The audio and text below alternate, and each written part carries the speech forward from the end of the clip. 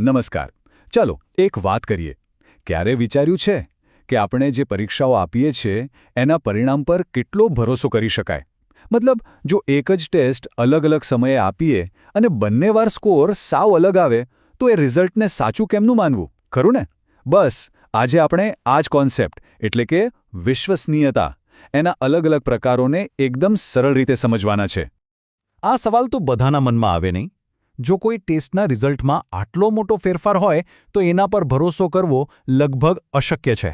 તો આ જ સમસ્યાનો ઉકેલ છે વિશ્વસનીયતાનો ખ્યાલ, જે આપણે આજે સમજવા જઈ રહ્યા છીએ. તો આ વિશ્વસનીયતા છે શું? એકદમ સિમ્પલ ભાષામાં કહીએ ને તો વિશ્વસનીયતા એટલે પરિણામોમાં સાતત્ય કે કન્સિસ્ટન્સી. એક ભરોસાપાત્ર કસોટી એ કહેવાય જે ગમે તેટલી વાર લેવામાં આવે એનું પરિણામ લગભગ સરખું જ આવે. અહીં જુઓ, આ સ્ટુડન્ટ 3 વાર ટેસ્ટ આપે છે અને 3 વાર એનો સ્કોર 85%ની આસપાસ જ રહે છે. બસ આને જ કહેવાય પરફેક્ટ વિશ્વસનીયતા. તો આજે આપણે શું જોવાના છીએ? પહેલાં તો સમજીશું કે વિશ્વસનીયતા શું છે, પછી એના 3 મુખ્ય આધારસ્તંભો ટેસ્ટ, રીટેસ્ટ, પેરેલલ ફોર્મ્સ અને સ્પ્લિટ હાફ વિશે જાણીશું. પછી ત્રણેયની સરખામણી કરીશું અને છેલ્લે પરીક્ષામાં કામ લાગે એવા ખાસ મુદ્દાઓ પર પણ નજર નાખીશું. ચાલો શરૂ કરીએ. ચાલો, તો સૌથી પહેલાં એ સમજીએ કે આ કસોટીની વિશ્વસનીયતાનો પાયો શું છે. વિશ્વસનીયતા માપવા માટે આ 3 મુખ્ય પદ્ધતિઓ છે જે આ ફ્લોચાર્ટમાં દેખાઈ રહી છે. પહેલી છે ટેસ્ટ રીટેસ્ટ, બીજી છે પેરેલલ ફોર્મ અને ત્રીજી છે સ્પ્લિટ હાફ. ચાલો હવે એક પછી એક ત્રણેયને બરાબર સમજીએ. આપણી પહેલી પદ્ધતિ છે ટેસ્ટ રીટેસ્ટ. સાચું કહું તો વિશ્વસનીયતા ચેક કરવાની આ સૌથી સીધી અને સરળ રીત છે. એના નામ પરથી જ ખબર પડી જાય છે કે આમાં શું હશે. જો આ પદ્ધતિ એકદમ સરળ છે. એક જ ટેસ્ટ વિદ્યાર્થીઓના એક જ ગ્રુપને 2 અલગ અલગ સમયે આપવામાં આવે છે. ધારો કે એક ટેસ્ટ આજે લીધી અને બીજી 15 દિવસ પછી લીધી. અહીં કસોટી એ જ છે, વિદ્યાર્થીઓ પણ એ જ છે, બસ સમય બદલાઈ ગયો છે. સારું, તો પછી એને વિશ્વસનીયતા મપાય કેવી રીતે? તો બંને ટેસ્ટના સ્કોર વચ્ચેનો સહસંબંધ એટલે કે કોરિલેશન ચેક કરવામાં આવે છે. મતલબ કે એ જોવામાં આવે છે કે બંને સ્કોર એકબીજા સાથે કેટલા મળતા આવે છે. જો મોટાભાગના વિદ્યાર્થીઓના સ્કોર બંને વાર લગભગ સરખા રહે ને, તો સમજવાનું કે સહસંબંધ ઊંચો છે અને કસોટી વિશ્વસનીય છે. પણ આ પદ્ધતિ પરફેક્ટ નથી. એમાં એક બહુ મોટી નબળાઈ છે અને એ છે મેમરી ઇફેક્ટ, એટલે કે યાદ રહી જવાની અસર. સ્વાભાવિક છે ને, સ્ટુડન્ટ્સને પહેલીવાર આપેલી ટેસ્ટના સવાલ જવાબ યાદ રહી જાય, એટલે બીજી વાર જ્યારે એ જ ટેસ્ટ આપે ત્યારે એમના સ્કોર પર એની અસર પડે છે. આના લીધે આપણને સાચી વિશ્વસનીયતા મળતી જ નથી. તો પછી આ મેમરી ઇફેક્ટની સમસ્યાનું શું કરવું? એનો જ જવાબ છે આપણી બીજી પદ્ધતિ પેરેલલ ફોર્મ્સ. ચાલો જોઈએ કે આ કેવી રીતે કામ કરે છે. આ પદ્ધતિમાં હોશિયારી શું છે કે એક જ ટેસ્ટ 2 વાર નથી આપતા.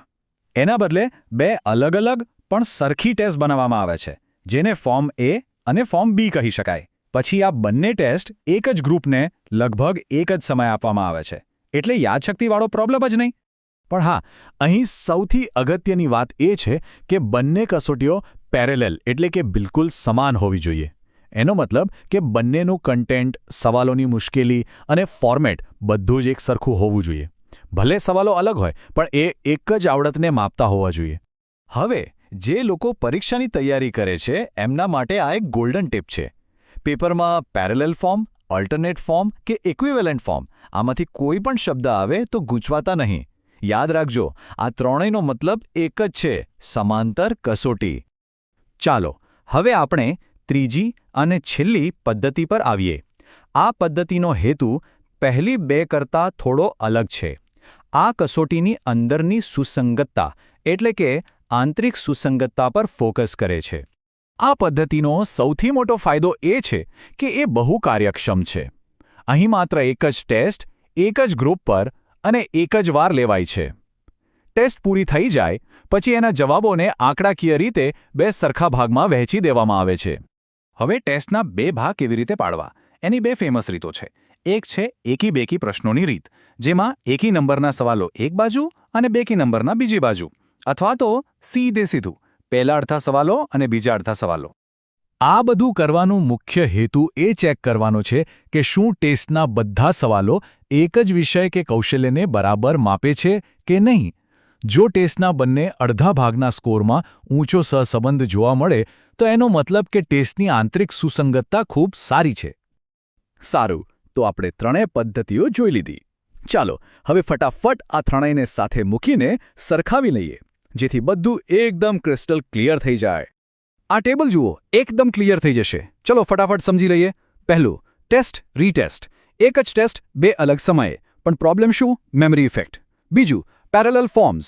બે અલગ પણ સરખી ટેસ્ટ, લગભગ એક જ સમયે. આનાથી મેમરી ઇફેક્ટની સમસ્યા સોલ્વ થઈ જાય છે. અને છેલ્લે, સ્પ્લિટ હાફ. એક જ ટેસ્ટ એક જ વાર, પછી એના બે ભાગ કરીને આંતરિક સુસંગતતા ચેક થાય છે. એકદમ સરળ, રાઈટ? અને હવે સૌથી અગત્યનો ભાગ. પરીક્ષાની તૈયારી માટે આ જે ગોલ્ડન રૂલ્સ છે ને, એ તમને બહુ જ કામ લાગશે. પહેલો ચીટ કોડ: જો પરીક્ષાના પ્રશ્નમાં ક્યાંય પણ મેમરી ઇફેક્ટ એટલે કે સ્મૃતિની અસરનો ઉલ્લેખ દેખાય તો સમજી લેજો કે જવાબ ટેસ્ટ રીટેસ્ટ પદ્ધતિ જ છે, કારણ કે આ એની સૌથી મોટી મર્યાદા છે. બીજો ચીટ કોડ: જો પ્રશ્નમાં ઇન્ટરનલ કન્સિસ્ટન્સી એટલે કે આંતરિક સુસંગતતા શબ્દ જોવા મળે તો બીજું કંઈ વિચાર્યા વગર જવાબ સ્પ્લિટ હાફ પદ્ધતિ જ આવશે. આ બંને શબ્દો એકબીજા સાથે જોડાયેલા છે. અને આપણો છેલ્લો ત્રીજો ચીટ કોડ: જો પ્રશ્નમાં ઇક્વિવેલન્ટ ટેસ્ટ એટલે કે સમાન કસોટીઓની વાત થતી હોય તો સાચો જવાબ હંમેશા પેરેલલ ફોર્મ પદ્ધતિ જ હોય. બસ આ ત્રણ નિયમો યાદ રાખી લો, પરીક્ષામાં બહુ મદદ મળશે. આશા છે કે આજના વિશ્લેષણથી વિશ્વસનીયતાના આ ત્રણેય પ્રકારો એકદમ સ્પષ્ટ થઈ ગયા છે. હવે જતાં જતાં એક વિચારવા જેવો સવાલ: પરીક્ષાઓ સિવાય વાસ્તવિક દુનિયામાં એવી કઈ જગ્યાઓ છે જ્યાં કોઈ માપની વિશ્વસનીયતા જીવન મરણનો સવાલ બની શકે છે? આના પર જરૂરથી વિચારજો. ફરી મળીશું.